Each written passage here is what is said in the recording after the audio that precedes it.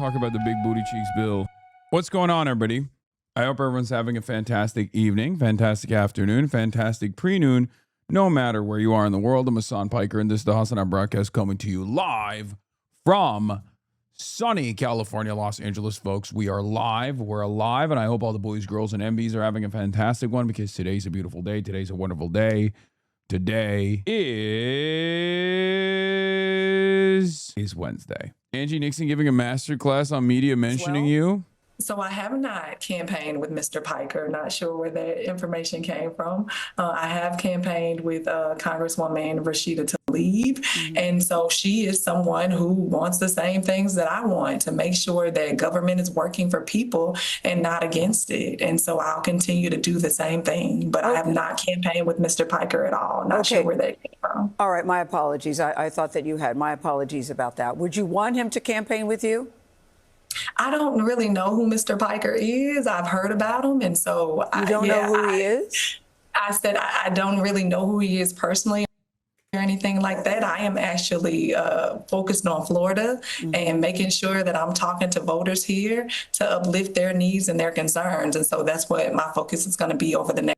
Don't know Angie Nixon at all. Don't know her at all. Love her. It is pretty wild that the media's obsession with me has gotten to this like alarming degree where they're like, what do you mean you don't know who Hasan Piker is? It's like, I don't know. Why should she? Why should every single person know exactly who I am? Also, what's the problem? Stay the fuck out of Florida, Lamont. Okay, everyone needs to calm down. Just chill. Just chill. All will be revealed in time. It's because Chomp the Oligarchy Tour got falsely reported on that you were there. I think that's why they were saying it. Yeah, I didn't go to that rally. I wasn't there at that rally. And it's very strange that they're making it seem like I was there at that rally. Not that it matters, you know, one way or another. Stay away from Florida, please, Hasan. Endorse the Republican, please. First of all, I'm going to start banning people who say dumb fucking bullshit like that. Okay? You're undermining your own cause, you fucking idiot. I am you. I am your megaphone. You don't have to hand the oppositional framing a W here. Okay? There's jokes, but then there's also like people who sincerely think that like our community's involvement in any race is a burden. Are we now taking the MS Now, CNN, Fox News framing? Is that what we're doing? Are you fucking stupid? Do you not understand that you're just caving to their narrative at that point? Every Democrat and former Democrat and socialist who is a former liberal always has the same brain disease. Constant concession to oppositional framing. A lot of you, unfortunately, have that exact same brain disease. It sucks. You need to shed yourself of this mentality. There's a difference between someone like myself and Bernie Sanders and AOC. I get to be bold in places where they can't, okay? Because I'm not running for office. These things work side by side with one another. But if you guys also end up, even in this community, if you guys also end up taking the oppositional framing and say, oh, it's a burden. Our policies are a burden on these campaigns. Our movement is a burden on the big, beautiful, progressive wing of the Democratic Party. Then all of a sudden, we're not only just an electoral vehicle that is doing PR work for the Democratic Party, but we're also moving away from our positions. No one is running away from our policies. No one is running away from our positions. Just because folks who are attacking us on the right and in the center and trying to rid our influence from the main stage does not mean that it's correct, and it certainly doesn't mean you should take that narrative on. Don't ever do that. Our policies are incredibly popular. This platform will remain. Not just the policy, but on the media side, we will still be an incubator for more quote-unquote radical policies, more quote-unquote radical campaigns. This will still remain a bastion of the left. Wisen up. We're fighting against the status quo. We're fighting against very powerful forces in this country. For many years, I think people said, oh, corporate influence is so toxic. Corporate influence is so subversive. And then you're faced with a little bit of pushback. You're faced with a little bit of pushback, and all of a sudden you shy away, you back away. You're faced with a little bit of pushback, and you immediately take the oppositional framing. Yesterday, our boy Oliver Larkin put up a very strong fight in one of the most conservative districts in the country, perhaps one of the worst districts for an avowed anti-Zionist socialist to run in. District is very old. District is very rich. District has 25% Jewish population in it. And these aren't like, Jewish folk in New York City. These are Jewish folk that love Israel. And he put up a very strong fight with no national progressive endorsements whatsoever. Just basically our community, a couple other communities on the internet, and tremendous ground game. In a district like that, he was able to secure more than a third of the vote. A higher percentage of the Miami-Dade voters voted for Oliver Larkin than they did for Bernie Sanders. But what did Jared Moskowitz, the incumbent with maxed out name recognition in the district, in a fairly conservative district, do? First thing he did was tweet out, "My condolences to Hasan the Hun." He didn't actually say, we have a job here. This is going to be a tough general race against the Republican. They redistricted this district to make it more competitive for the Republican Party. None of that.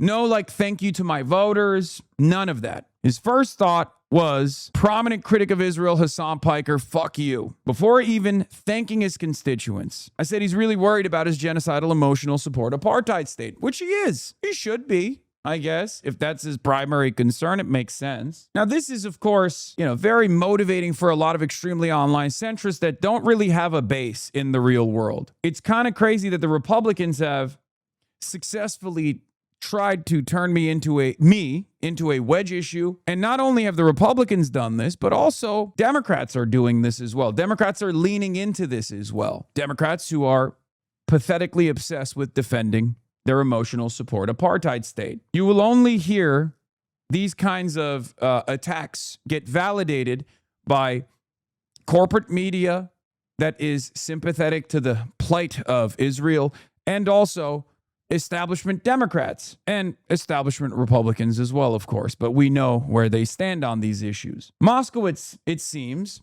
is going to take his predictable victory in his own district into a national campaign against the Democratic Socialists of America and also myself. But yeah, Open Socialist getting 44% of the vote in Miami. Honestly, shout out to the Dem primary voters. Bernie Sanders got 24% in Miami-Dade in 2016. What was Larkin's final percentage? 36.5. I'm sure you saw this, but right after his tweet about you, he thanked the people. Yeah, no, he did it after the Twitch streamer. Yeah, 12 hours between dunking on a Twitch streamer and this law. I want to thank the voters of District 25 for continuing to have faith in me to deliver results for Florida. I want to thank my wife and kids. Yeah, it took him 12 hours to get there.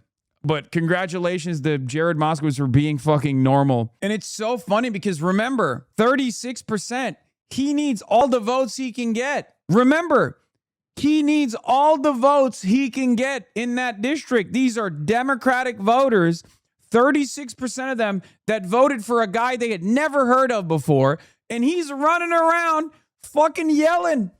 He's running around being like, fuck those guys. Yeah, those guys can suck me. It's like, how are you gonna run in a fucking district where you got 65% in the primary, and then immediately right after you win the primary, you just go, fuck you, to 36% of the base. You need all those voters. You need all those voters to defeat a Republican in a district that is now +4 because of the national environment. The district, when it was redrawn initially, was +9. This is hubris. It's so dumb. And a lot of these guys are brain broken by the internet, and I know they are. They're brain broken by the internet. And it's so clear that they're brain broken by the internet that they were all celebrating it. All these centrist Democrats are like, we did it. We fucking did it. Pop the champagne. We've destroyed socialism in one of the most conservative districts that was literally redrawn to benefit the Republican Party. Fuck those guys. And it's like, all right, dude, good luck. Good luck. What can I say? It's hubris. That's what it is. You need every vote you can get, my man. So positioning yourself like this, very strange, very dumb. The pro-Israel Dem, typically quick to respond to critics, ignored Larkin's attacks in the DSA chatter around the race in the run-up to Tuesday, betting that engaging his little-known challenger would only give him oxygen. He knew that if people were more primed and more tuned into this race, and if he actually matched up against his opponent, that there would be a lot more people in his district that would favor the lesser-known Oliver Larkin. First on his list, hey, Hasan Piker, welcome to Florida. The influential socialist streamer campaigned for Larkin and hammered Moskowitz on a stream for weeks. Now Moskowitz is putting Democrats who campaign with Piker on notice. Democrats shouldn't play hide the Piker now, Moskowitz said. For all those people who thought it was a great idea to campaign with him, as Jay-Z once said, bring him out, bring him out. They shouldn't be hiding him now. In a phone call last night, Piker laughed when Playbook read him Moskowitz's attacks. I said, I'm genuinely concerned for his mental well-being, Piker said. I think he should stop posting on the internet and focus on defeating the Republican in his newly redistricted congressional seat. Moskowitz isn't laughing. They're anti-American at their core, he said of the DSA members likely to join Congress next year.